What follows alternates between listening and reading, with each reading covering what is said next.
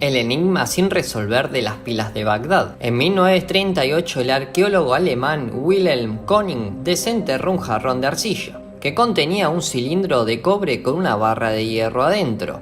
Había estado excavando en esa antigua tierra donde se dice que estaban el jardín del Edén y la torre de Babel, que hoy son Irak e Irán. Antes de continuar con la historia, te invito a suscribirte y activar la campanita para más misterios. König trabajaba para el Museo Nacional de Irak y produjo un reporte del hallazgo proponiendo la hipótesis de que lo que había encontrado en Qujut Rabu, en las afueras de Bagdad, eran pilas eléctricas. ¿Será posible que la región cuyas civilizaciones nos dieran la escritura y la rueda hubieran podido inventar también células eléctricas 2000 años antes de que estos dispositivos se conocieran? Poco después de que el arqueólogo alemán publicó sus conclusiones, estalló la guerra y se llevó el recuerdo de su descubrimiento. Las piezas, de las que hay alrededor de una docena, se componen de 3 partes: un recipiente de arcilla color amarillo claro, un cilindro hecho de una hoja de cobre enrollada, fijado con asfalto a la boca del cuello del recipiente, una vara de hierro dentro del cilindro. El recipiente que encontró König mostraba signos de corrosión,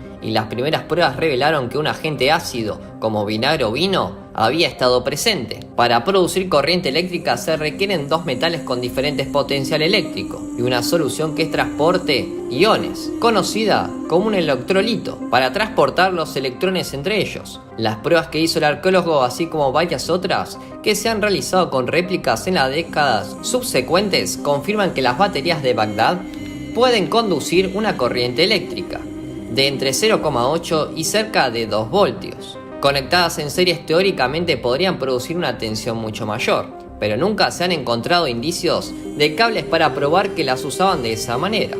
Y esa es una de las razones por las cuales nadie puede decir con certitud que son estos artefactos. Las baterías siempre han despertado interés como curiosidades, le dijo hace unos años el director Paul Kardot, un experto en la metalurgia del antiguo Medio Oriente, del Museo Británico. Hasta donde sabemos, nadie ha encontrado nada parecido.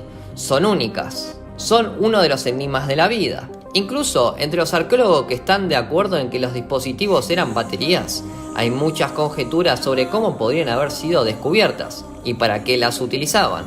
Hay tantas versiones de su historia que es difícil establecer algo con claridad. Algunos dicen que las pilas fueron excavadas, otros que König las encontró en el sótano del Museo de Bagdad cuando se hizo cargo como director. No hay una cifra definitiva sobre cuántas han sido encontradas y su antigüedad está en disputa.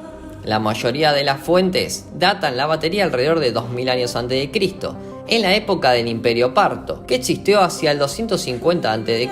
y el 225 después de Cristo. Pero los hábiles guerreros partos no eran conocidos por sus logros científicos. A pesar de que esta colección de objetos se fecha generalmente como pertenecientes al Imperio Parto, las razones de esto son confusas. Le dijo la BBC John Stimson, también del Departamento del Antiguo Medio Oriente del Museo Británico. El jarrón en sí es del Imperio Sasánida, 226 al 655.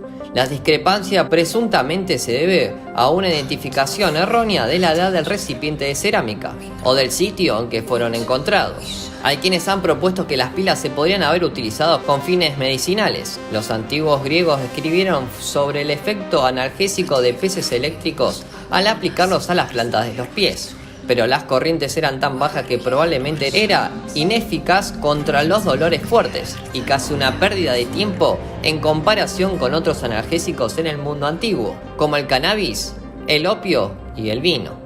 Otros científicos creen que las baterías se utilizaban para la galvanoplastia, la transferencia de una capa delgada de metal a otra superficie de metal, una técnica que todavía se utiliza hoy en día. Otra teoría es que fuera utilizado en rituales mágicos, o podría haber sido solo un contenedor en el que, gracias a la corriente que la pasaba al merodeador, mantenía secretos a salvo, como los que guardan sobre sí mismas, hasta el día de hoy, las llamadas pilas de Bagdad. ¿Y vos crees que hubo intención de ocultar alguna información más que se podía haber encontrado allí?